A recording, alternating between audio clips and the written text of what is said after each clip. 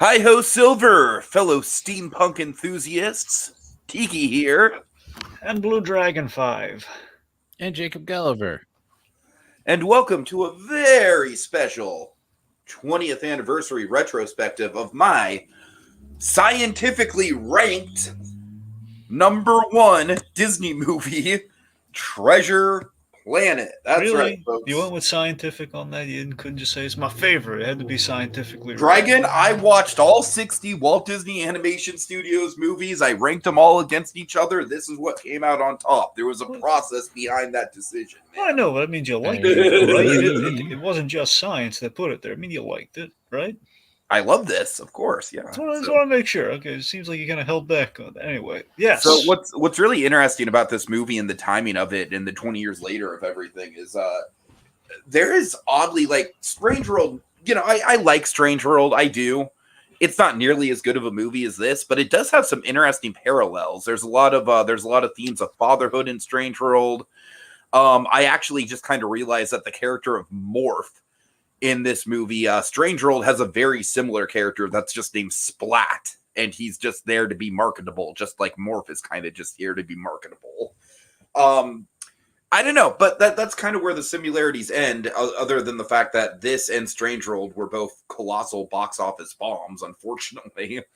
But yeah, it's funny. It's like I feel like Atlantis and Treasure Planet they're so like they're almost like intertwined with each other as far as like they're almost kind of like their own little era in their own right because they came out right after each other and they're both cult classics. They both kind of bombed at the box office.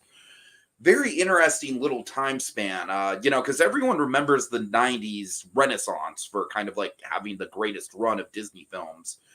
But I honestly think the early 2000s was probably right up there, because we have very experimental stuff like, you have a Fantasia movie in there, for Christ's sake.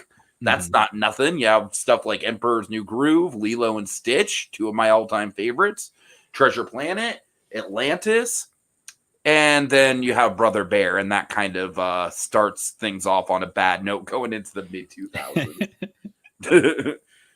But regardless, yeah, I think this movie is definitely a classic. Like watching it back, I definitely kind of blew me away. Just the sheer. I'll say this much. I think this movie, the reason why it is ranked number one for me, is because I really feel like this movie hit all the notes of a Disney movie. It's super artistic and super bold and super ambitious, just like the early classic era Walt Golden Age films. And yet it has the tight pacing, good character development, really landmark modern animation that a current classic Disney film would have.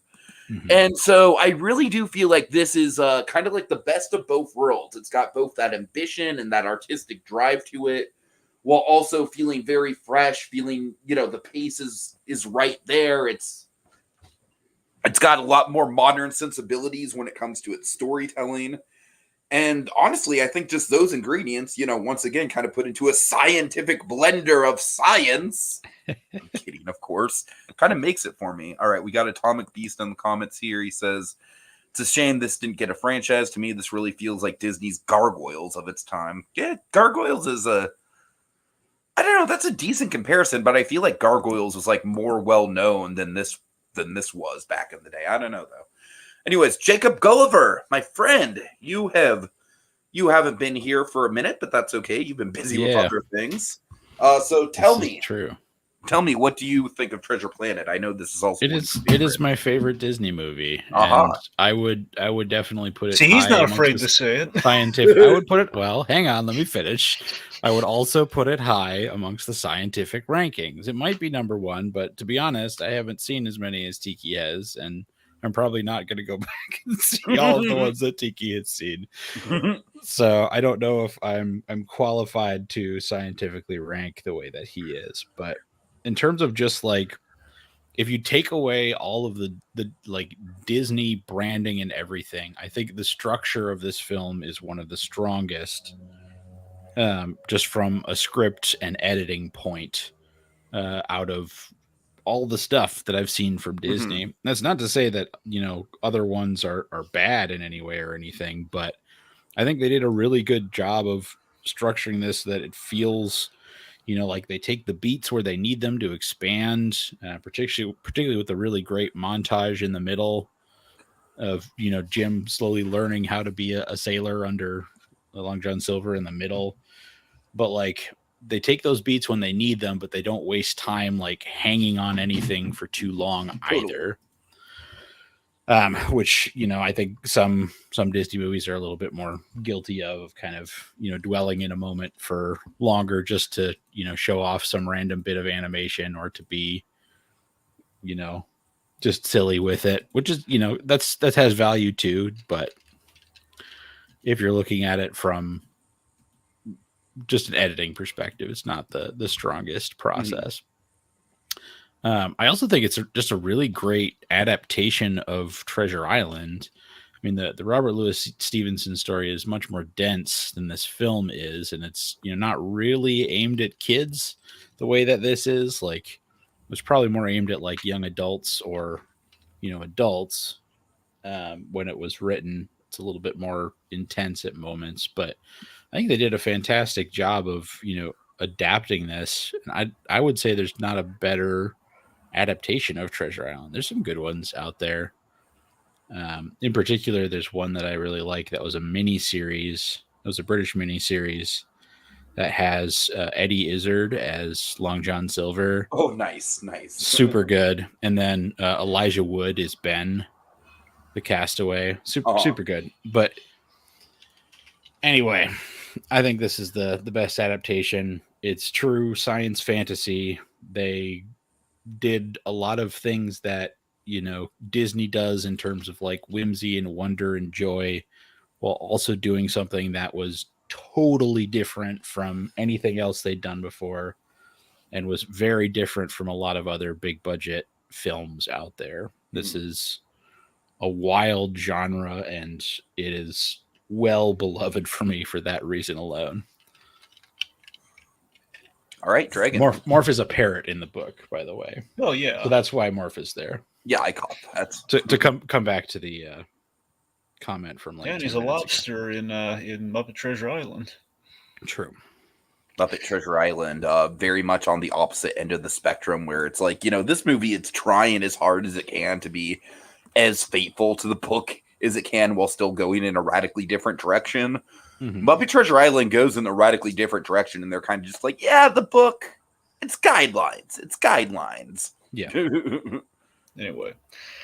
Yeah, so, for me, historically, pirates were always kind of a hard sell for me. I mean, the exception was always like Captain Hook, because, he was always kind of the exception, whether it be obviously the original Peter Pan, the animated Peter Pan, or if it was like Once Upon a Time. So, I don't know.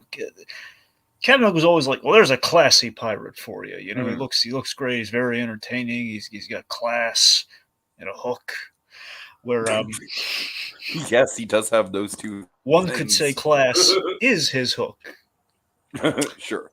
Anyway, but I was never fond of like Pirates of the Caribbean, at least just like from the outset. The guys never really watched through like the movies or anything. Like, I don't know, it's the aesthetic of Pirates of the Caribbean has never really grabbed me. And for example, Muppet Treasure Island, it's not bad, but it's not my favorite Muppet movie. It's low ranked. I mean, I don't know if it's at the bottom, but I mean, it's not towards the top. Oh, you better not rank it below Muppets from Space, sir. Well, that's what I'm saying. I'm saying I don't know where it would rank, but it's not at the bottom. Because again, Tim Curry's in that movie, and he's what? It is my favorite Muppet movie. Well, Muppet Treasure Island. Wait, really? Yeah. It was the first one I saw.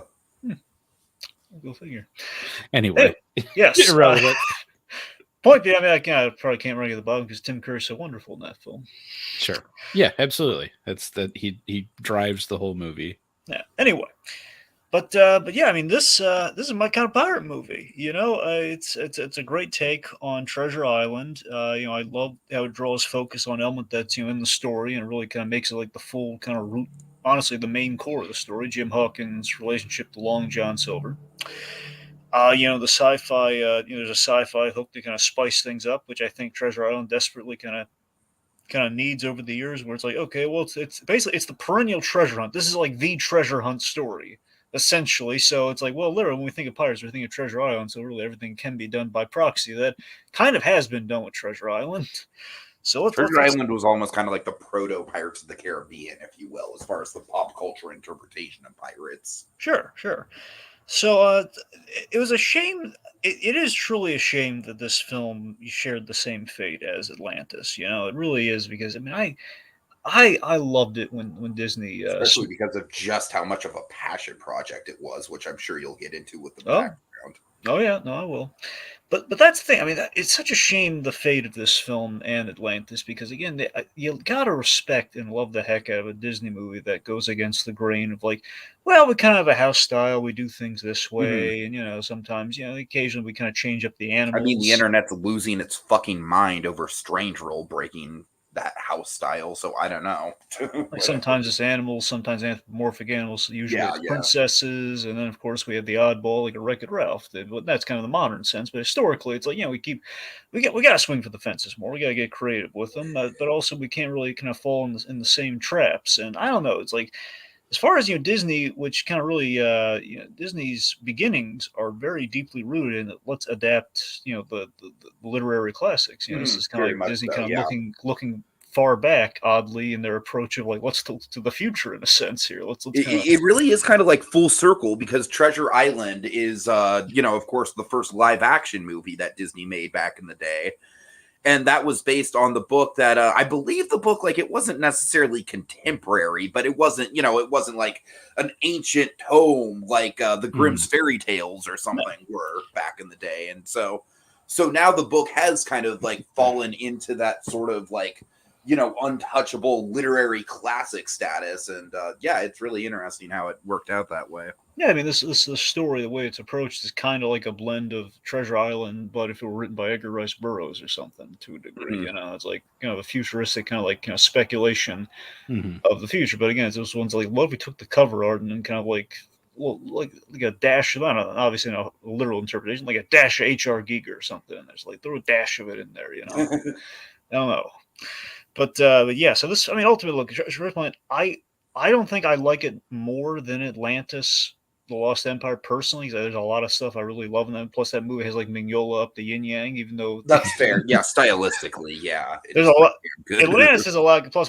Plus Michael J. Fox is your lead. I don't know. There's a lot that works with me with Atlantis. You're not a JGL fan, Dragon? I love Jade. You take that back. Give me that Muppet money. I love that guy. Oh, God. This was JGL back before JGL was JGL. Yeah, this was before he was a bunch of letters. Right, he was an actor, darn it. A young actor. Anyway, no, but yeah, seriously, Treasure Planet is one could say, like the thing we just covered, written by the same writers who worked on this. It's a diamond in the rough. You gotta love it. Indeed. Okay, so Dragon, tell us about the sad fate of Musker and Clement's little dream movie. That's all they wanted to do was make this little dream movie. It's all they wanted. Let the bearded one and the mustachioed one make their little dream movie. Let them do it. Let old hatchet face. Another suitor for the princess. Let old hatchet face and little beardy do it. Let them do it. No, because seriously. So yes, John Musker and Ron Clements, of course, the directors behind some of the great films like Aladdin, The Little Mermaid, Hercules. The greats. They basically, for years during the folks, if anyone's ever seen Awakened Sleeping Beauty, you can kind of literally see this process. They had kind of this year in between, like the 84, 94, mainly towards kind of the early 80s. They kind of imparted on the animation staff, called the Gong Show. Essentially, anyone involved in the company could be someone. I believe it was open. The floor was completely open to everyone. Could be. This is absolutely like a scene that I would want to see at a Waking Sleepy Beauty biopic. Oh yeah, for sure. Just a Gong Show scene. And you know who we have to cast as Jeffrey Katzenberg in this biopic? Yes, Dragon. We've hammered it home. The two Stanley Tucci. I know you know. I'm just echoing it so Hollywood hears it, Tiki. Tucci! I want my Tucci would be the most intense, firm, yet somehow understanding boss ever. Exactly. No, but seriously, and so kind of in like '85. So basically, the new ownership, the new leadership is kind of taken over, and there was like, okay, let's kind of let's breed out some new ideas here. So it's like anyone and their mother who has an idea in the room, could be a janitor, could be a writer, could be a director, who knows, or a story guy. What would you like to be made into movies? I would love if a movie actually did get made that was a premise that a janitor pitched. I'd love that too. I'm That would pretty be sure. so humble. I'm pretty sure the floor was open to everyone. I'm pretty sure. Uh-huh. Could be wrong. At the very least, I think it's what they said. Like Whether a they meant it Bug's or not. Life was inspired by a janitor. I don't know. Okay, let's not lean too heavy into the. I know. Yeah. Regardless, the idea is nice, like no, it's not. It's a great just idea. comes to work every day just to do his janitorial duties, and then he just throws a pitch, against his better judgment, and it ends up becoming a hit. Oh yeah, it would be nice. Yeah, I wish. Yeah. All right. Anyway, so point being, they pitched an animated take on like, hey, let's adapt Treasure Island. Disney's done all the other classics. Let's do Treasure Island. And got gonged. But bear in mind, what also got gonged in this pitch session was The Little Mermaid. Right. And well, we know how that worked. Have you heard the ending of the original book? You're out of your mind, boys. Sea foam. Anyway. So again, obviously the worm kind of turned on that. So eventually the ideas were gone. And of course, like lo and behold, oh man, we need a new idea. Gong show. What do we throw out? Yes, the gong was actually a light bulb. Right.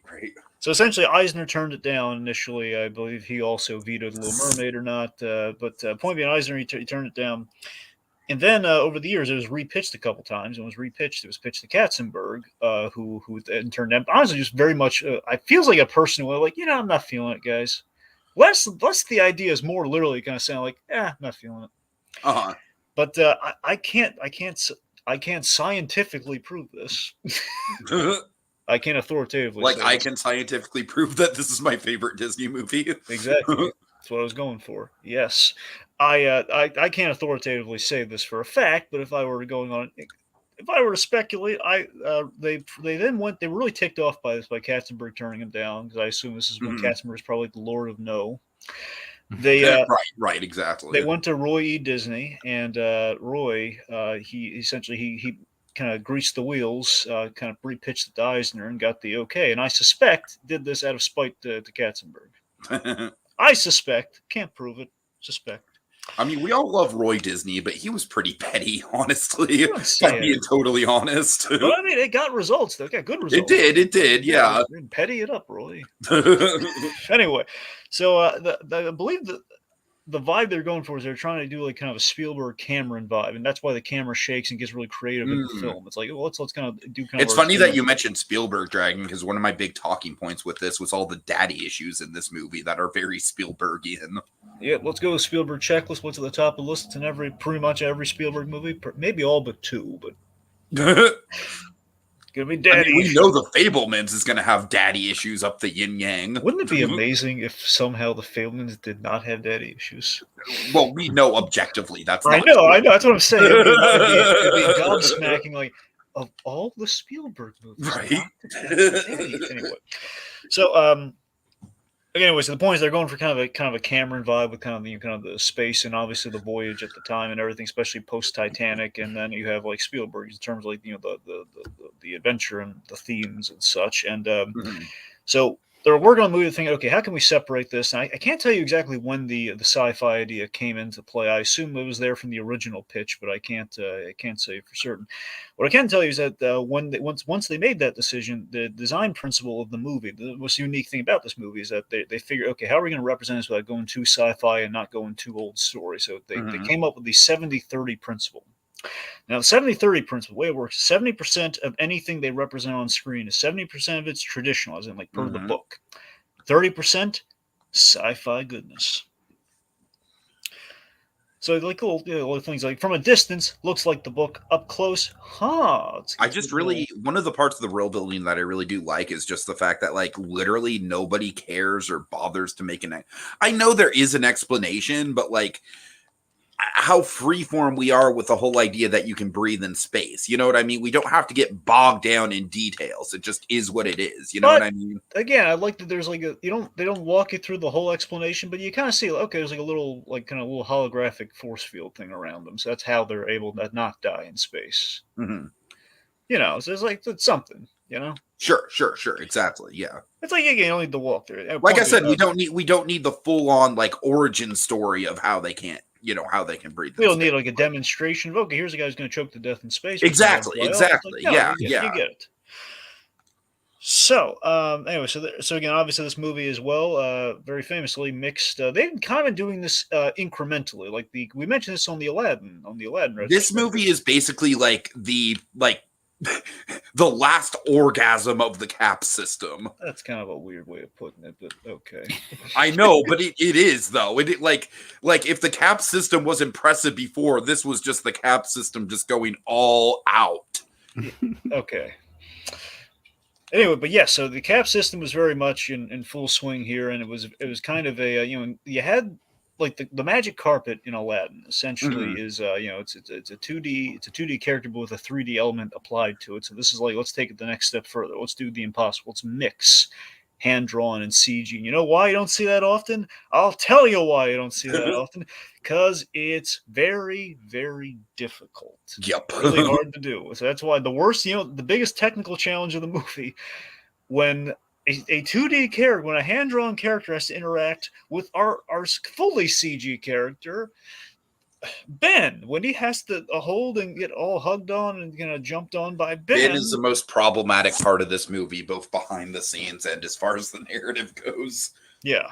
So that's a thing. So that's the point. I mean, you have that, and you also have primarily a principal character who has like a cybernetic, who's a cyborg, has these cybernetic parts. So that was kind of a first here when really incorporating these two elements in tandem with each other. So the top animators on this, the two that really shout out here, of course, big man on campus, Glenn Keane, the man, the myth, the part of your world legend. Yes, he worked on John Silver, and John Silver, believe it or not, this is so touching. John Silver is animated so well in this movie for a very touching reason. He is based on a football coach that really inspired Glenn Keane growing up. Oh, nice. So the scene scene in the movie where the big scene in the movie where the whole you have greatness in you. That scene after he screws up and he's really down on himself. That's Glenn Keane after he missed something on the football field and he was feeling really down on himself. Nice. And Glenn Keane thought to himself, he's doing this movie, like, I'm never going to be able to capture that in animation. I'm never going to be able to capture that feeling. But he burned all those pencils alive, man. When he was sketching that, he did it. He did it. Deal with the devil. He did. Now, fun fact: Sergio Pablos. I'm thinking Sergio Pablos. He's on this movie, and you recognize that name, don't you? I do not know. Sergio Pablos is the man behind Klaus. Klaus. Klaus. Oh, okay. I was gonna slap you, silly boy. Yeah, I was trying. I thought we were talking characters, so I was thinking of a Disney character named Klaus. Okay. No. So the man behind, that's the thing. The man behind the movie Klaus. So he worked on Despicable Me, and then he got his big break with his own movie, Klaus. Probably the best modern Christmas movie, in my opinion. Exactly. So so Sergio Pablos, he did Dr. Doppler. So that's why if you look at Doppler, he's animated a little like Jesper. And of course, Doppler Dragon, he's voiced by one of our big favorites. Another chink in this movie's armor for sure. We owe David Hyde Pierce so much credit because every time we have to describe how white we are, we always use David Hyde Pierce ski. That's serious. That's always been our analogy during Black History. We do our Black History Month thing. We always open pretty much in saying, we're whiter than David Hyde Pierce skiing. Anyway, seriously, we do love David Hyde Pierce, particularly from Frasier. But yes, this was like one of his first like post Frasier roles, I believe, right? Well, he had done A Bug's Life before this. So, Right, this is right, yeah. right after Bug's Life. Okay. Yeah, he really wanted. I mean, it wasn't just like they hired David I. Pierce. David I. Pierce got wind of this because he was probably in the Disney camp a little bit when he was doing. He's Point also the voice of Doug Jones in the first Hellboy movie. Which that's the right. I studio forgot thought about that Doug that. Jones Yeah. wasn't famous enough, so they hired David Hyde Pierce to come in and do a dub over for it. Mm-hmm. And when he got there, he said, "What are you doing? Why am I here?" Exactly. right. So good on him for like respecting other actors' work. But like that, I know. Yeah. I heard that story too go over, and how sweet is that to hear David I. Pierce saying, "You already have a great performance here. You don't need me." Yeah. There's a consummate actor. Man, I just love. Can we do a spin-off podcast on how great David Hyde Pierce is? Sure. As long as we mention just in the middle of this. Yeah, as long as we mention the other Mignola project that he is on. Yep. Let's do it. Incredible Screw on Head. Yep. He plays the guy who smokes people alive. Yeah. Anyway. The Amazing Screw on Head. The Amazing Screw on Head. Amazing Screw on Head. I don't know why I said incredible. Oh, he's pretty spectacular. He is. Anyway. I should watch that again. That shit's great. Giamatti shenanigans aside here to refocus up here. Okay, so when they were doing Silver, the big animation test they had to make sure they could do this right is, I don't know if you guys have ever seen this. It's Captain Hook. They took some from the archives. They reanimated a scene with Captain Hook and they added a cybernetic arm to him so they could prove that they could do it. Nice. And the I guess last little tidbit before they get to the crushing reality of things. The writers on this, of course, Ted Elliott and Terry Russo, the writers behind Aladdin, very much kind of a package deal with Musker and Clements. Also penned another famous pirate franchise, Pirates of the Caribbean. Yeah, they love their pirates, these boys. They do. So Rossio, actually, believe it or not, Rossio, he had a very big objection to a decision made in this movie and didn't get his way on it. I don't know if he's cool with it or not. At this, I'd like to think 20 years has probably softened him on this, but at the time, he was very fervently against Jim Hawkins as a teenager. I mean, I think it's definitely one of the things that feels the most 2000s about the movie, but like still, like, I don't know why. What did he want him to be, like, younger or older? Well, yeah, in the book he's like 9 or 12, isn't he? Right. So that's the thing. He wanted him to be a kid because he. I don't really think it matters all that much. As a matter of fact, I think it probably makes the dynamic with him and Silver a little bit more potent. Well, again, I think ultimately he was outvoted in some good story prowess there, but I don't know. That's the ultimate. His argument was, if I recall what I read somewhere, is that he felt it robbed the tension of the situation. Like if he were a kid in that barrel, seeing all the adults, talking all scary, would have been a lot more intimidating than it's just a young man who's just kind of going through the motions. And but he's still just I'm sorry, but a teenager is still a kid, right? Like, I don't know. I forget if Jim Hawkins is like 14. He's 14, right? And he's 14, or is it like 17 or what? I want to say maybe 17, but that's the thing. Anyway. So, so of course, much like Atlantis, there were plans to do more Treasure Planet because they really loved working on this, and that's kind of the principle of Musker and Clements. They do movies that are passion projects, that are things they really like and they can get behind. That said, there were plans to do like a sequel to like a Treasure Planet 2, and then like a TV show, much like there was with Atlantis. But the underperformance, again, due to due to a number of factors, but I think the ill believed thing was that CG was becoming the dominant force, and this kind of came out between Raindrops, between Monsters Inc. in 2001, and I believe Finding Nemo in 2003. Yeah, 3. Mm-hmm. I think so. Anyway, so it's kind of right between the cracks there. So this is kind of like, hey, make or break, and like, got overshadowed. Mm-hmm. But again, not. I don't think it was a problem. I think it was just, I don't know if it was Disney's marketing or what that didn't do Treasure Planet any favors. I'm not sure. Honestly, I just think it was a film that was really hard to market, ultimately. I'm not sure. It was hard to market. They also did not market it that much as far as like the trailers. Yeah. Yeah, I wish I looked in. What? Yeah, sorry. I wish they kind of figured out how to kind of market that. Sorry. Anyway, Yeah, so again, it underperformed, which kind of squashed all those plans. And 20 years later, we're still talking about it, so they did something right. Okay. All right, so really quick, need to shout out Vincent K, Theme Park Priest, and OAW Entertainment in the comments. Vincent K just says this movie's 20 years old. Damn. And also points out they were just roasted by DreamWorks with Shrek. Indeed. So this was not a fun time for Disney. Theme Park Priest says Treasure Planet's underrated. Only the Muppets have a better version with this classic story. Debatably better. Certainly its own thing. And then OAW Entertainment says, oh, snap, a Treasure Planet retrospective. Such an underrated film. Big thumbs up to the crew for reviewing this. That's why y'all are one of my favorites. Well, thanks a lot, OAW Entertainment. That genuinely means a lot. So I really appreciate that. Really glad you're here and enjoying this. So, okay, let's just dive right into it. So, should we talk about just the sci-fi update at all, or do you want to start somewhere else? I would like to... with the sci-fi of it all, let's talk about the opening scene, which is the solar surfing, because I think that was probably out of the marketing. That was probably it was like the gimmick that this movie was like kind of hinging its hat on, which was problematic for a couple of reasons. I mean, first of all, it was pretty clearly like I remember in the marketing, like even as a teenager who was being marketed directly to, I was just thinking like, okay, this seems like some lame, like wannabe X-Men. Or not X-Men, I'm sorry. One of the X Games BS. Oh, right. And so yeah, I was not impressed. Like, I don't know. It just to me, again, it felt like kind of like a patented like Breck Eisner, like hip and cool move from Disney to do to market something. And also it's just not in the movie that much. Do you see the deleted scene on the solar surfing thing? I don't think so.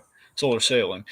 It was an alternate introduction to Jim Hawkins where he was fixing his little solar sailor, and this kid has like a little humble little scooter. It's an alien kid, and he's about to fix it with him. And his father shows up, and it's going to be kind of a little dour reminder, like, oh, he doesn't have a father. You don't have a dad. He doesn't have a dad.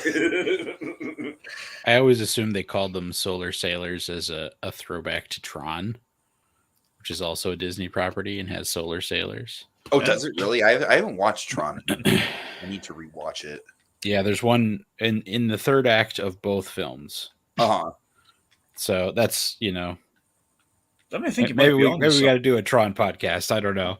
We should probably at some point. I mean, that movie is a pretty landmark. It has the great David Warner in it. Yeah. They made some mistakes, but damn, there was some cool bits. No, Tron to me, like when I was a kid, it was a very, very memorable movie for sure. Yeah. I mean, again, no Tron, we don't get Pixar rising to the heights that it did. Okay, you know what's actually kind of fucked up is that Tron released in 1982, so we could theoretically do a 40th anniversary podcast on it, but it would have to be this year. So I don't know. Maybe we'll have to look into that sooner rather than later. Anyways, all right. So Tom B says solar surfing doesn't appear that much, but the concept behind it is relevant enough for the boats and ships. Yeah, I mean, aesthetically, I like the concept for sure. Atomic Beast. My whole thing, like I said, is it was literally like the thing that they were hinging the marketing on, and I think that's where they went wrong. Like as a concept in the movie itself, I think it works really well. I think it showcases Jim as like the daredevil type very well. And visually, it is a very, exhilarating sequence for sure. Yeah, I mean, you're right though. We use it sparingly, but there is kind of like almost like a once per act sort of thing where it does at the opening of the movie, does in the big climax. In the middle, it's like he's bonding with him on the boat. It's more like a skiff than it is. He's kind of solar skiffing. But it's there. I love the illogical logic of like, okay, so the world building here, we have the solar sails which take in the light, of the sun, and that kind of gives you some power there. Right. Yeah. So one of my favorite elements of the novel was actually the opening chapters where you're just at the little inn. And then it gets ramshacked by the pirates. I don't know, just the way that Robert Louis Stevenson like writes about the inn and the real building there. It always really captivated me as a kid, and I think they have it down pretty well here. I like that the pirate attack is intense, and it's kind of just like a taste of what's to come from the pirates. Yeah, I love Yep. that. I love Billy Bones' like dire Agree. warning, like beware the cyborg. Yeah. But yeah, just let's not talk about those with in the Benbow in again with kind of the updates and everything. I love that we have like the blinds are like from Back to the Future too, where it's like you can kind of like if it's raining, Yeah. you can kind of change them. So oh man, it looks rather pleasant. It I looks. think the Bimbo Inn is like a perfect kind of like representation of the art style of this movie as a whole, because it's got that excellent, like 70% of it is old style, but it does have the those technological flourishes to it. It's like a perfectly There is paced like thing. there's like a futuristic steampunk vibe where it's not steampunk, but it is like the future, but it's kind of imparted into the world like steampunk is to the Totally. Victorian era, Totally. and I like that. Honestly, I love that overall this choice is authentic to the story, but it's not restricted to the pirate setting because of it. Like, okay, we can go to space, but we're not going into the deep vastness of space like astronaut suits and everything. Where it's like we're kind of in. It's almost like Peter Pan to a degree, where it's like we can sail through the It sky. is a little Mhm. Peter Pan-esque now that you mention it. Oh, we Yeah. also have a very charismatic pirate with Of course. Yeah. missing pieces of him. So I know Billy Bones has always been one of my favorite elements of the Treasure Island story to me, just because I love his role in the story is just this like very intimidating kind of like omen of doom for the main characters. You know what I mean? Yeah. It's a yeah. really good plot hook. It is. It is. Yeah. Yeah. Yeah. So Jim Hawkins, because you spoke of the opening scenes in general. Obviously, Jim Hawkins is a big fixture of our story. I thought this was such a refreshing. No offense to Terry Rossio. I'm just gonna compliment the Jim Hawkins stuff here. I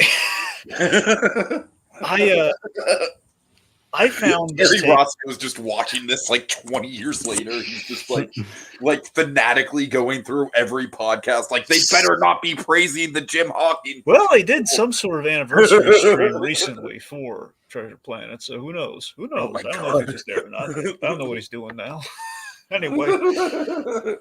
Anyway, so this He's is a one of very the 3 people that's in the live audience right now. well, we don't know. You're right. We technically don't.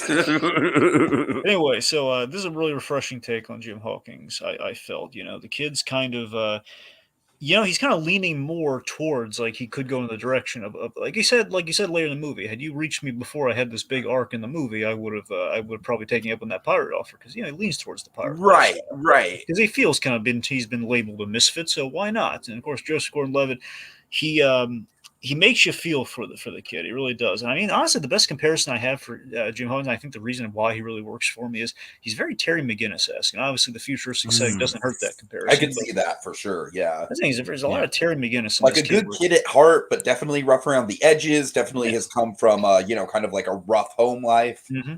Yeah, he's a brawler. You see potential in the kid. He's very smart, and you see he's obviously.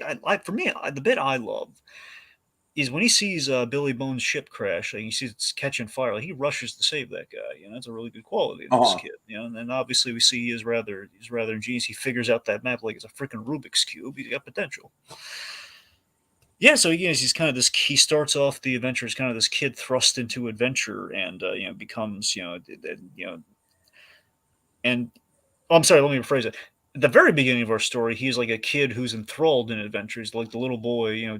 That's a Glenn Keane scene, by the way. He's like animated like the cute kid animation, where he's looking at the little storybook. And Very classic Glenn Keane style animation in that intro for sure. Very keen animation, Glenny. Very keen. But yes, so he's So again, he goes from like the whimsy of kind of a kid thirsting for adventure to becoming rather jaded, justifiably so, because his crap father leaves him. And I think they do a good job of kind of hitting the sweet spot between like the sort of like late 90s, early 2000s edgy kid who's just like eye-rollingly cringy versus like just a pure dick. Like they found a balance of like they can make him a little bit sardonic and a little bit kind of rough around he's the standing edges, up but to he's the still pirates. really He's likable. a realistic teenager. Yeah, he's not like a They Hollywood didn't- manufactured teenager. Like he's standing Yeah, up they to the didn't- pirates, but he's not. But again, it's kind of in a way where, like, if you kind of wish you were Jim to be able to stand up to those pirates. Ill advised, but you kind of wish Yeah. you could. But also, I mean, in the original version, in some of the deleted scenes, they apparently he was a little more prickish. You know, he was a little more, like for example, he was a little more disrespectful to Amelia. Then they kind of dialed that back a little. And Guillermo del Toro is going to make a remake of this movie and have him be an absolute asshole.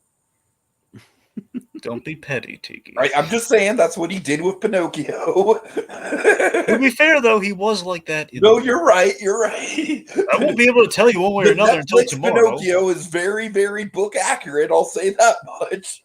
Anyway, so all right. Here's like T. I want you to clarify. I don't know if you remember this in the book or not, and either of you do. I wonder if you could maybe clarify. Do you remember one of the things I really liked in here? I like that Jim had a good motive for going on the journey because the Benbow Inn got destroyed, and he was going to get money to fix it.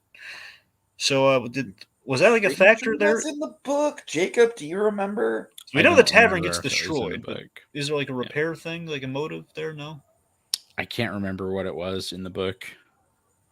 I want to say they set it on fire. I'm pretty sure. I remember like the characterizations and some of the big plot points, but not a whole lot beyond that. I also like when I went to look up like actors who had played Long John Silver, just like out of curiosity and seeing stuff. I found a description where somebody was saying that the book describes Long John Silver as having a face as large as a ham. Well, I think they definitely got that right. I just thought that was such a funny description. That is a perfect description. That's great. Yeah. He's got a face like a ham. He's got a nose like a tomato. Yeah. Right. Yeah. But yeah, so it's but I don't know. I just like the idea. It's not just there's the thrill of adventure of like that he dreamed of as a kid back before things got hard. Like I like that we established that the mother is a very well-meaning mother, but just due to circumstances entirely beyond her control, she's like barely keeping the family above water. Yeah, and I thought that was just I thought it was like a good idea, good movie. I don't think Muppet Treasure Island really had that, where it was like just like, hey, it's like just get out of here, boys, I got him, because that wasn't. I don't think it was his mother. I think it was just like a lady who took care of him. Yeah, you're in Muppet Treasure Island. It was very much just like I'm off to see the rail and have an adventure. Yeah, that's the thing. It was just very much like let's go. So that's the thing. He added pathos to it here, which I really enjoyed.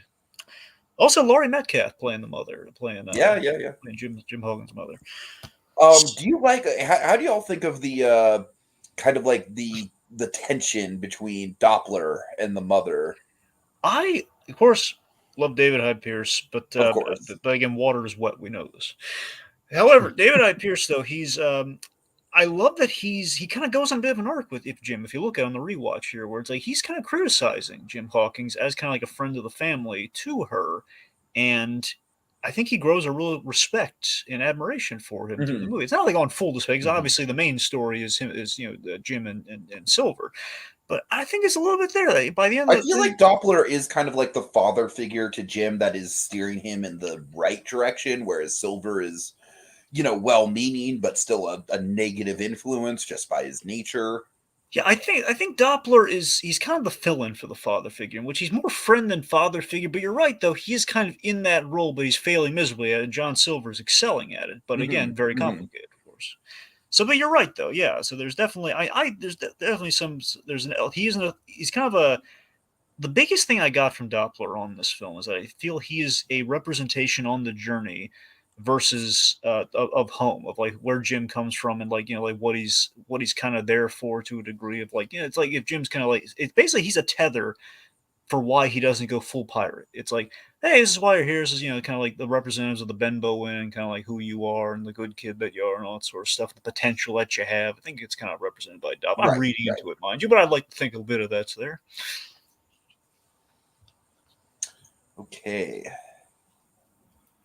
Okay, so you want to transition onto the actual ship, talk about some of the crew? Let's talk about the legacy. Yeah, I mean, so first of all, obviously, like we've already kind of gone over it with the animation style and everything, but don't the CG ships just look stunning in this movie, and they just blend together so well with the environments? Yeah, compared to a lot of 2D, 3D blends at the same time, it's not as noticeable at all. Got a lot of interesting designs on the crew. Yeah, so I freaking love Mr. Arrow and especially Hmm. like his fate. That was one of the shocking things to me. I love Mr. rewatch- Arrow for a different reason, but go on. Well, I mean, I love Mr. Arrow for reasons other than how he dies, but how No, he not. dies.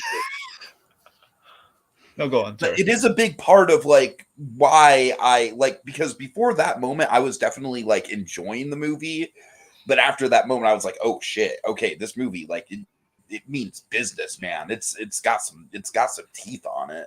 I think he does. Doesn't he die in the book, or is he just implied to have died? He dies in the book, yeah. He definitely But dies in do the you book. remember how he dies? Because I know Muppet Show is a gag. Because obviously we can't kill Sam Eagle. I'm guessing it's another just being- storm thing. Okay. Like I probably feel just like being thrown overboard or something, I'm guessing. yeah. Yeah, I love Mr. Arrow. One, I love the dynamic, the very friendly, very chummy dynamic he has, being the first mate he has with the captain, with Amelia, which already is great. They have coffee together, they're pals. You know, they're chatting, they're having breakfast together. You know, but the main reason I love Mr. Arrow, his voice actor. Yes, of course. Roscoe Lee Brown, the Kingpin from Spider-Man the Animated, is the only Kingpin on this earth that could rival D'Onofrio. So that was like one of the. And his design is also just impeccable. I love the creature designs in this movie, just in general. They're very Titan AE-esque, which is not a diss at all. Yeah. Well, this movie does have very Bluethian quality to it. This movie is very much kind of like Titan AE's Disney cousin, I feel. Sure. There's both movies also kind of have themes of abandoned fathers too, if you think about it. There's a funny running gag in this movie. It's kind of a behind the scenes running gag. They had a principle on the film of like the order of which they kill off characters. We're going to kill off the most difficult characters to design, with the exception of Silver, because we can't kill him off in the movie. Fun. I can see that. That's why in the order of Arrow had to get killed off first. right. Then the spider guy, then the Scroop, and then basically a few of the really like the giant pirate guy, and they fire him off the ship. Mm-hmm. Yeah, but yeah. Amelia, I think, is very much a great example of kind of like a Disney strong female character without getting into the negative connotations of the modern day strong female character. You know what I mean? One of my favorite. I know Tiki. I know exactly what you mean. They did one of my favorite things here in subverting that. Because I hate it so often when we do like I'm a strong, independent woman. Like I have no time for fun or frivolities and where in this case it's like, hey, she's got a sense of humor and she's got kind of like an Arrow. She's no nonsense about her job, but she's also fun loving at the same time. Yeah, and like she's she's cracking jokes and everything, but not in like a forced way. It just feels like very natural. Like she and the first mate are buddies. Totally. Yeah. She's firm though. Yeah, she's Kitty's got claws, very literally. So let's see. Okay, so I guess should we just talk about John Silver, or do you want to talk about something else, or? Yeah, I mean John Silver, just obviously great design. I think that the technology at play with him is just it's so impressive to me, just how well it blends together and just how expressive the arm is. Like, and it's not just like a gimmick. It's fully part of his character and his characterization. Me being the gadget lover that I am, I'm head over heels for his arm, and I bet you love it when he chops the vegetables with it. I love it. Now, my favorite part about that too, by the way, is when they built that thing, they had to figure out every move of this arm. So literally, they had to figure out every detachable Swiss Army knife part, of the arm, and how it would fit in there. So when they could implement the CG, they could keep track of what does what. So they literally had to build this arm, and I love that. Okay, I really like the steam train gear on the side of his head with the little rotating piece. Yeah, so he's got 3 cybernetic enhancements. He's got the arm, he's got the leg, which again, when it gets injured, it's like he injured his real leg, which is even better. Like when he gets stabbed in the hydraulic parts, like that was awesome. Mm-hmm. And you're right though, the cybernetic arm that has this multi-focus sort of laser thing. Yeah, it's Tom B's just saying I could watch Silver cooking all day. Now, Yeah. of all the BS, like you think you can cook this and that, and like, hey, let's make some cakes. All those shows. Let's give Silver one of those. Disney Plus, Yes, take notes, yes. okay? Give us like dust off the cells. Or bring it is back. this cake? I don't think so, laddie. Now this is how you make a cake. Morph, Oh my help god, me yes. out, would you? I want to see that now. Just Silver hosting Is It Cake? Yes, please. Old family recipe, and there's a piece of the old family. Don't worry, I'm joking. Not my family eats the eyeball. Anyway. Yeah. But yeah, he seriously, I just love Silver. Like he's very warm and at the very fun. least, give Silver like a Disney Plus series of shorts that's just him cooking. The very least. Welcome to me cooking shorts. Let me put on my cooking shorts. Anyway, so he's the again. He's like this fun-loving, jovial cook who again just literal personality is as larger than life as his design, which makes him, in my he is just easily in that upper echelon of like the best designed, best animated Disney characters ever. Like he is in that top tier, in my opinion. How awesome is it that we have this? What do you guys think about this when you saw this for the first time? You had like this design thing of like we only have essentially 2 to 2.5 human characters in this movie between Jim, his mother, and the father vaguely in flashback, and everyone else has like an alien component to them. Where Silver is as human as it gets, but there is an alien component to his design, much like there is with Doppler and Amelia, where there's again from a distance human, up close there's like kind of an alien animal hybrid thing going on. Totally. And yet he's so darn human in how he animates. It's almost as if you gave an actor like amazing like Del Toro-esque makeup. Mm-hmm. Yeah, or Rick Baker makeup, I guess to be exact. But anyway, yeah, I mean, I love the challenge of like Jim knows from the beginning, beware the cyborg, and there's like an element of you, the audience member, are tricked into loving and liking this character. But again, how much of a trick is it? Because you really fall in love with the guy. I don't necessarily think it's a trick per se, just because I do feel like it's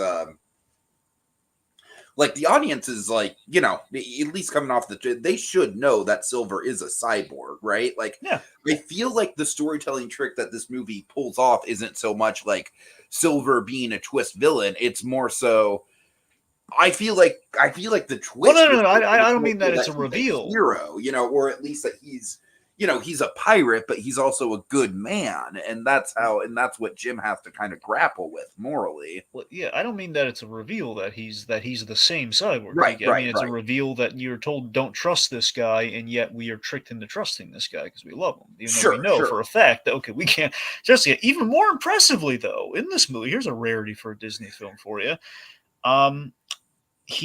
We have like essentially a bad guy, our main bad guy. Essentially, we have a Disney villain, but we fall in love with the guy up front, which has so rarely, if ever, happened before with a Disney film.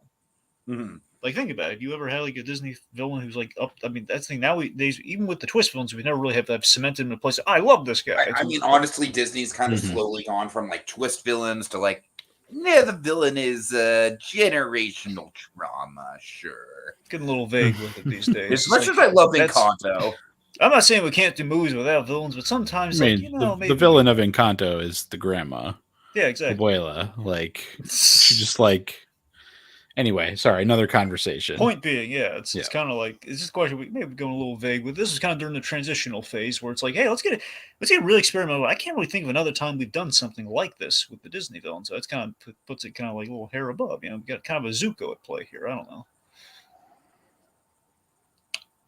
I also think that like just some of the facial expressions on Long John Silver convey a level of subtlety that a lot of other animation fails to capture. Mm-hmm.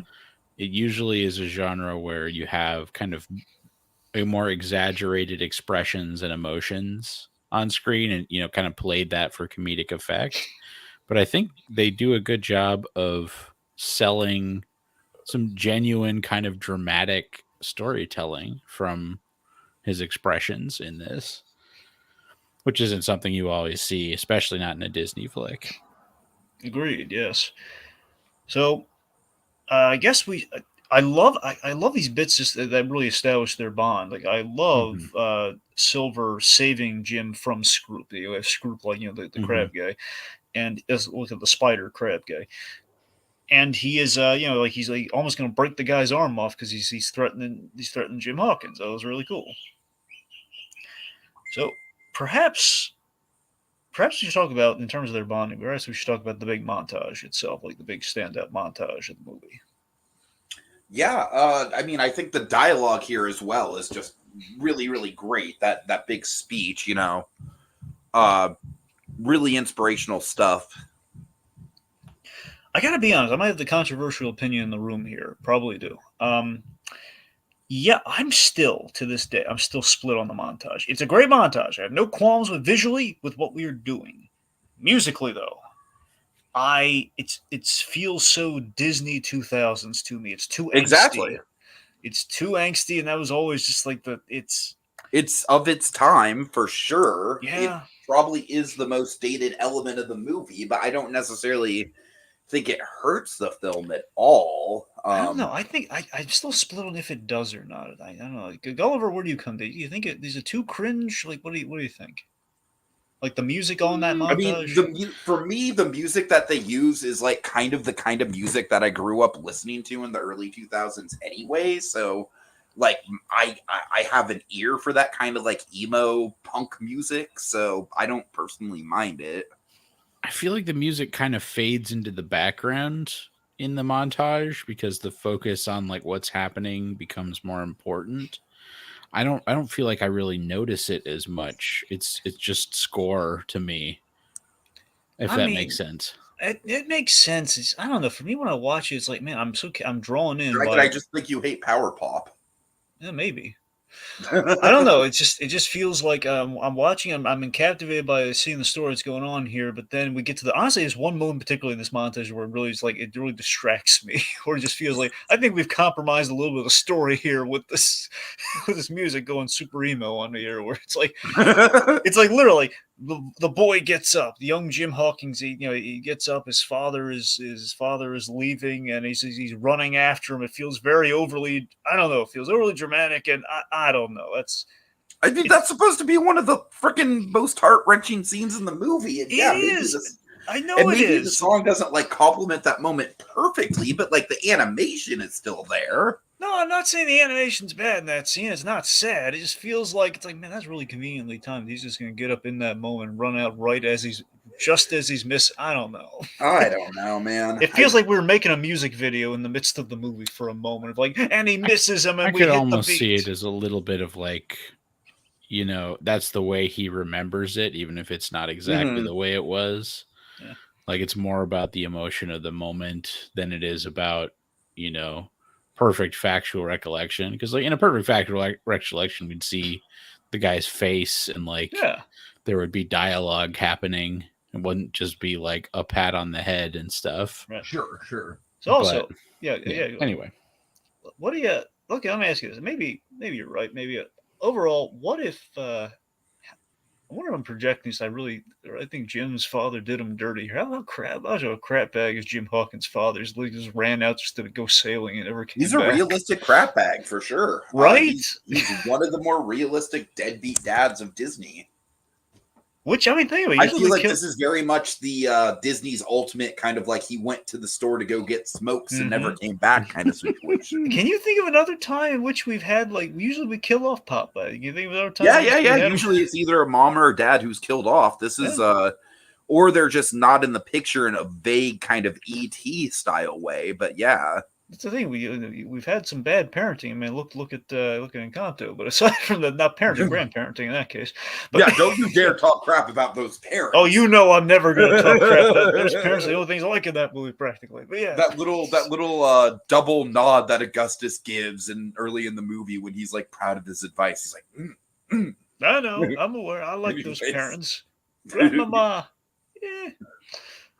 Anyway.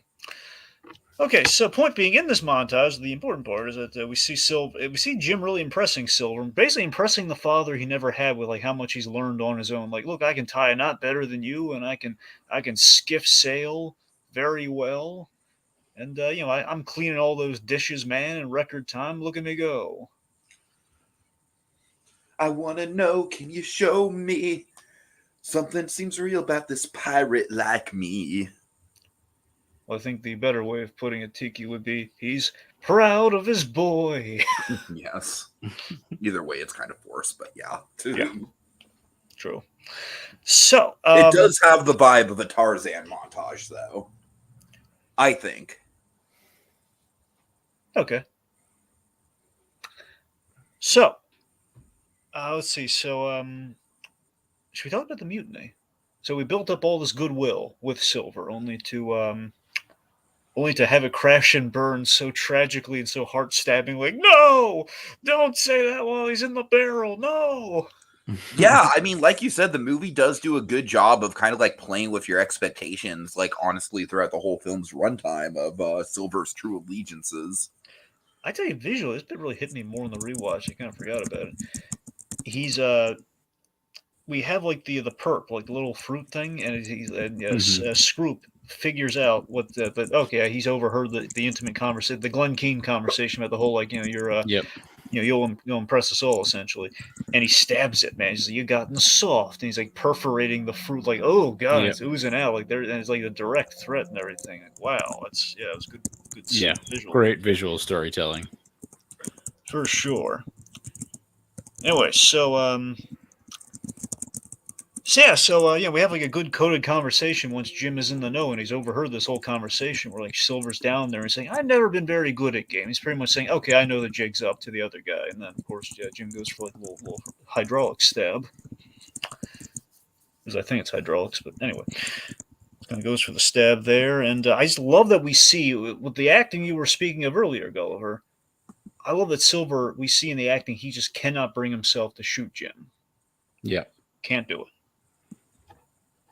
He refuses to harm the boy, which we subvert in a really great way during the climax, where you think, okay, and they're gonna have a sword fight, and then he's gonna realize, well, no, on the rewatch, no, he doesn't even sword fight with me. We don't do that. We just we skip that to the big choice, which is rather refreshing. All right. Yeah. So, should we talk about the namesake of the movie?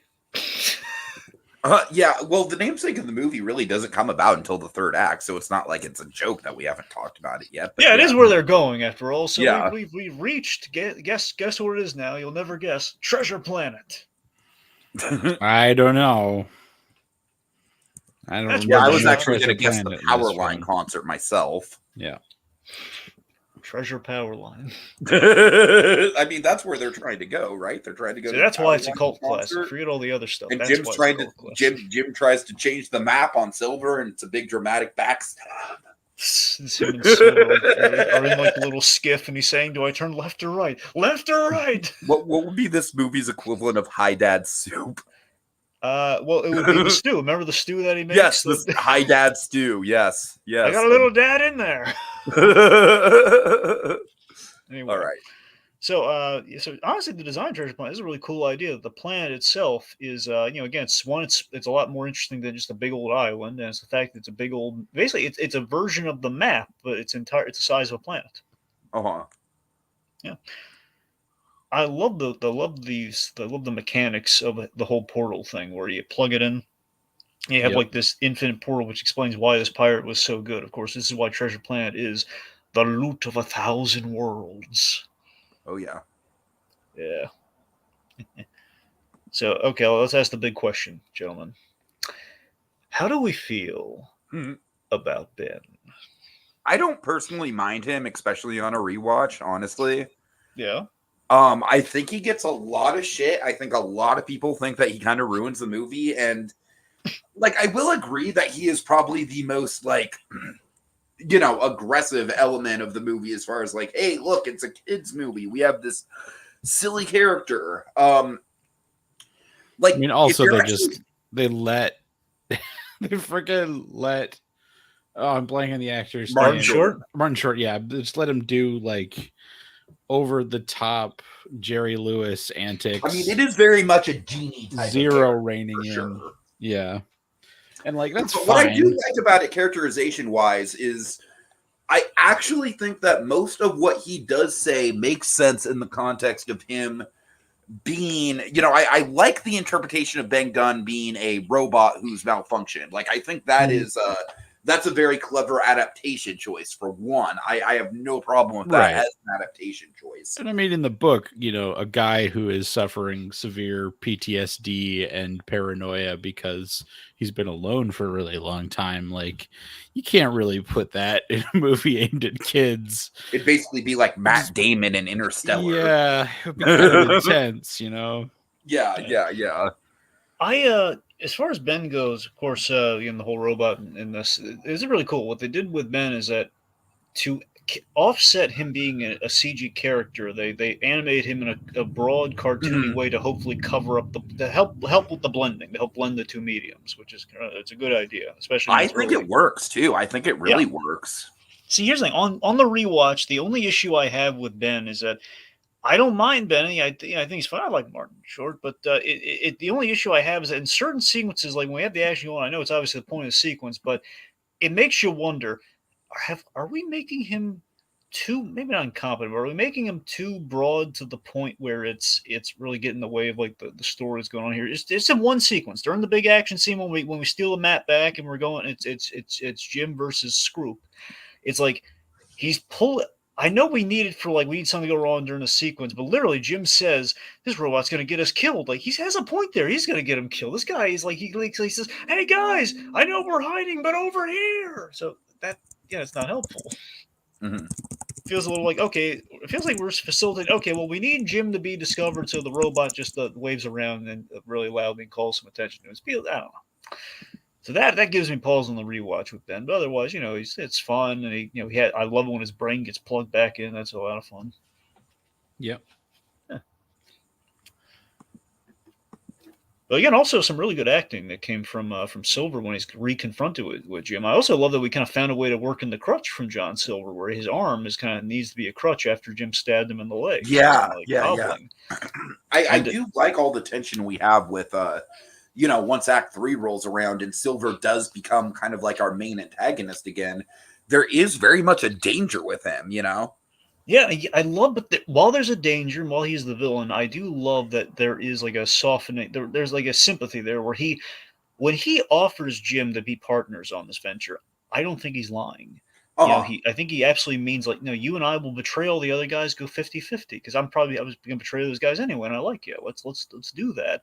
And he's hurt when Jim says no, and when Morph is scared of him. I think that really hurts me. When he lumbers off, you see the sadness on his face. Like, oh man, not even sad. It's more like a father who's like at odds with a son, like the misbegotten. You know what it kind of reminds me of? That facial reaction from I know you're How to Train Your Dragon. Right after the fight with Hiccup. Yep. One of my all-time favorite bits of character animation from any animated movie. Just that, closing the door and he looks pissed, but then he has that one moment. It's like you could easily miss it if you weren't really paying attention the first time, but you can see all the pain on his face. We know what movie Dean DeBlow is watching. Right. That we do. So let's see. Chris Sanders is also involved in that first movie, so it really wouldn't surprise me. I was saying they were both there. They were both on campus. I could buy it. So, and Lilo and Stitch is the movie that came right after this. So coincidence? I think not. So Scroop, by the way. So I love during that Scroop face-off how we move the camera like we're in a James Cameron movie, which is really cool. Like when they're running around, everything, the anti-gravity. How brutal is that anti-gravity death? Even though it's like nothing graphic happens to, just the implication that guy's gonna die in space. Yeah. But he deserved it because he was scary. All right, so the booby trap. We find it. Basically, it's the end. It's the end of Goonies. We found the treasure. We found the boat. Everything's great, and then someone set off a booby trap.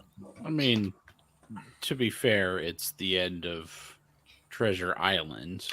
No, I know. The Goonies was taking. No, you're not. I'm not saying it's a knockoff, but you're right. It's Treasure Island. Yeah. What was? Do you know what the booby? I know you get. I just realized now I keep asking specifics from the book. I'm just going to be barking up the wrong tree, I think. I just wanted the booby I think trap I last episode. read the book in like 6th grade. I think it's some kind of cave-in, if I remember right. Hmm. Like there's some trap that's rigged. You open a certain box that it triggers the cave-in, but It doesn't I would help have to that look it Muppet up to be Treasure Island sure. really screwed me up on how that story goes. Well, Muppet Treasure Island, yeah, that movie just Yeah. throws the story out the window. I mean, it follows the story in the most basic of like plot beats. See, because now when I think of Treasure Island, I'm thinking, okay, and John Silver got away with like 2 crates of treasure, and he's like, a little rowboat, like, which obviously I'm assuming is not fully how that story went. Anywho, yeah, so the booby trap goes off, place is rigged to blow, and yeah, we have like the big moment where we subvert things. We have the big moment where John Silver has to make a choice. Jim's going to plummet to his fiery death unless John Silver chooses the boy over the treasure. Mm-hmm. And he chooses the treasure, and the movie's over, and that's why this movie was lost to the ages, because the bad guy chose the wealth over the child's life. Yeah, No, that's exactly how it went down. I just looked it up. In the book, the treasure cache is empty. Oh, that's right. Yeah, and then they end up like getting into a fight about it. Wait, so it was all for nothing? Yeah. Pretty much, yeah. That was kind of like the message of the original story, I think. Oh, go figure. Huh. Yeah. All right. I think we learned something today. Okay. Yeah, so also in our I kind learned of our that Treasure Planet stole from the Goonies. It's what I learned, and I feel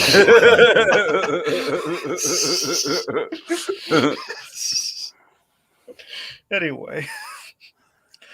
So let's see. So, I love how Doppler escapes. By the way, I love David Hyde Pierce like insulting like the big ugly pirate guy, and he comes over and says, "I have one question before you do that. Before you pummel me, is this yours?" his delivery is so funny, right? Just bizarre choices in terms of like pacing and tonality, but it's so good. It's just so good. I'm so glad they did not go with Jeff Goldblum for this movie. Yeah. Yeah. All right. So then, of course, we had a little sailboard kind of escape there. This is a cool idea. Like, well, if we need to bring the sailboard in back, Jim needs to hit the button because that's makes how it sense. works. Yeah. I hit the button to go back to the port. Which, by the way, we forgot to mention this. Thoughts on the design of like the Crescent Moon port? I love it. I think it's awesome. I really love it too. Yeah. It's got an anime vibe, doesn't it? It does. Oh yeah, absolutely. Yeah, it's nice. Doesn't like it's like all white. Literally looks like the moon. It's nice. Anyway, plus that was like the money shot. And again, I feel like the establishing thought shots really are just kind of like the absolute height of the Cap software. Yeah, exactly, Tiki. That's what I'm saying. Like that's like the money shot of the movie. When you go to that space, you literally just push into it, and then you tilt. Right.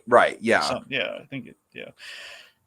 All right. So then, let's see. So then, of course, we have. And this is a scene I want to say is in. At least again, I'm thinking of Treasure Island, the Muppet Treasure Island. This, but at the very least, you have like the goodbye scene between Jim and Silver.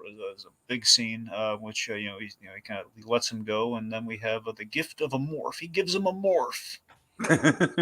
Not the X-Men morph. This will be very merchandisable one day, man. I wonder if they made any of those. Like, remember how Nickelodeon had like the GAC and like kind of like the putty and stuff. Oh God, like, maybe. Yeah, I can see that. I've been seeing like the Disney Shop page has been advertising Treasure Planet stuff again for the 20th. Really? Yeah. That's cool. Disney at Christmas time they put out the story. I think it's Storyteller collection, like the little storybook or Storyteller collection. And what they do is during the anniversaries, they put out a special ornament. So this year they put out Silver and Jim inside, like stepping out of the little the portal. Okay, my mom and I are really into Disney ornaments, so damn, I need that. So they have that, and so you attach like the labels, like a little 20 on it, like 20 year, and they have like, and all the previous years they have like for all the other anniversaries, and the also they put pins. They put out commemorative pins too, which are nice. Well, they put out commemorative pins for literally everything. Well, I mean, specifically, every Disney anniversary gets a little pin that says whatever the anniversary is. Somebody sneezed the wrong way. Commemorative pin for your sneeze. No, I'm just kidding. Well, I got to rain on the pin parade, man. Pins are a nice because thing. I got hundreds of dollars of pins stolen. Well, that's your That's fault. why. I have a very specific reason why I hate pins. Well, don't blame the pins. Blame the thieves. I do, but Wait, was it a thief or was it they just leave it somewhere? well, I left it somewhere, but I left it in the break room of the place I worked. So one of the people that I worked with must have taken it, and that did not feel good. Tiki, words to live by. Trust no one. I know. Anyway. On the note of storytelling, have you guys ever done a podcast on Jim Henson's The Storyteller? No. We brought it up. Another good one at some point. We brought it up, but we have not done a podcast on I don't think I've even fully watched the series all the way through. Yeah, late great John Hurt as the storyteller. Nice. Yeah. Anyways, yeah, no, I think to kind of circle back to the story of the film, I think they do a good job of wrapping it up, and they don't try and spend so much time explaining what's going on. We just see that Jim is clearly a sailor now and has a nicer coat, but they're not spending forever. You like the fake out with the cops where it's shit, it looks like Jim's back to his old trouble again. I just want to point out, I love the design of the cops. I would reveal they have these tank tire treads. And I love it when I love it they tip their hats because the hat's like a little Keystone Cop hat that kind of goes. Did you? Yeah. Also, my favorite, really great gag with the cops earlier on when they bring him in, they forget they're kind of stumbling over whatever code he violated. Which, by the way, one thing that kind of occurs to me on the rewatch of the movie is I think they kind of wrote themselves into a corner. We don't want Jim to be a bad kid, but we can't have him really do anything bad, but somewhat troublesome. Where it sounds like, okay, so he was essentially skateboarding in a deserted area that it wasn't supposed to, and that's going to violate his parole. Really, that's going to do it. No, I even as a kid, I had that. I felt like the whole thing was a little too harsh. I agree. At the very least, he should have stole something. I don't know. Maybe some pins. Like the real cops, they got to make up some shit to fill a quote. Of course, yes. Maybe he stole that kid's scooter from the deleted scene. I don't know. It's possible. Maybe he stole Tiki's pins. Maybe that. Why? Because he likes pins. All right. But no, seriously, it's rather nice that he becomes a captain. But hey, it's really sweet. I kind of forgot about this in the rewatch. So I know it's a big. Obviously, it was a big reason for this visual image. I forgot how nicely it was set up. Where he looks out the window and we see Silver in the clouds. And I think the very first watch way back there was okay, I mean that's cool. It's a little convenient, but that's cool. But the idea is that in the big heart-to-heart scene based on that Glenn Keane real-life moment was, he said, one day I'll be looking, I hope to be seeing you when you achieve that success, essentially. Yeah. And so this essentially it's kind of that, but it's also kind of symbolic of Jim's, the trauma that Jim's overcome, where it's the father, it kind of parallels Jim's father, not basically, even though he's not there, Silver's there. He has the support of Silver, which he did not have from his father because his father didn't give him a proper goodbye. Mm-hmm. So he got closure through his father figure with Silver. He did not get that with his actual father. So it's in a sense that's why he has the comfort of Silver knows, and I basically got the cybernetic thumbs up from Poppy. Indeed. Essentially, this movie is a very thumbs up from Poppy movie. Let's face it. Yeah. Thumbs up from Cyber Puppy. God, anyways. Way to go, Jimbo. Okay. I think we've pretty much covered everything, right? One thing. Yeah. Nothing's ever complete, especially a Disney thing these days, without talking about. This is very true. Nothing at Disney is ever complete as long as it's popular. That's very, very true. We can't put baby in a corner, so we got to talk about the Doppler babies. Oh my God, I forgot about how freaking cute! How freaking cute are the Doppler babies? They are kind of adorable. Yes. On a serious note, I do like their relationship, and I thought that was oh, isn't that kind of cute? They settled down, and they had the 4 little kids. Totally. Anyway, Doppler babies aside, we've reached the end. All right. Let's see. Y'all want to do final thoughts, or have we already kind of? Yeah. Okay. It's like a little 20-year kind of sign off, I guess I want to say that, I think it's become kind of trendy to say it maybe, but I agree that this film was pretty underrated, and I think it got swept under the rug really quickly, and maybe this wasn't in the same style as a lot of the other stuff that Disney put out, but I think it stood the test of time better than a lot of their other films, even some of their really popular ones has. So I'm always happy to talk about this film and to shout it out because I think it's really great. Yeah, I mean, once again, I really do feel like the reason why this is number one for me is because I don't even think we've really talked as much about this as we should have, but just the sheer passion project quality of this. You can feel the passion just leaping off of the screen in every minute of it. And you can just tell that this is a movie done by two men who have had a vision for this movie for a long time. And that's why everything is so well defined and the role building is so sharp and so focused. And so it's got that passion, it's got the artistry, it's like kind of like the ultimate blend of Disney, kind of the cap system mixed with traditional hand drawn. It was kind of like this movie really is like the last gasp of like a masterpiece of a hand drawn animated look before, because after that, the only hand drawn movies we had were, stuff like Brother Bear, Home on the Range, which, yeah, I mean, Brother Bear is a nice looking movie. It is. I actually feel like it's kind of like an underrated movie in regards to just the animation quality, but the story isn't there. And Home on the Range is Home on the Range. I'll defend it, but I realize it's not a great movie. So yeah, this really does kind of represent the last gasp of like, Disney just being a true creative juggernaut. And as solid as a lot of their other output is, I love stuff like, I love Encanto. I think a lot of their other films from the 2010s have been really good. I don't think I love stuff like Wreck-It Ralph and Tangled as much as a lot of people do. That's just a me thing. I don't know. Maybe it's sure. that I didn't grow up with them, so therefore I just don't have the same sort of attachment to them. But I do think that this is Disney just absolutely at the height of its powers, and I'm glad that it's getting the recognition, even though it didn't really have the recognition at the time. Dragon. Yeah, so it's.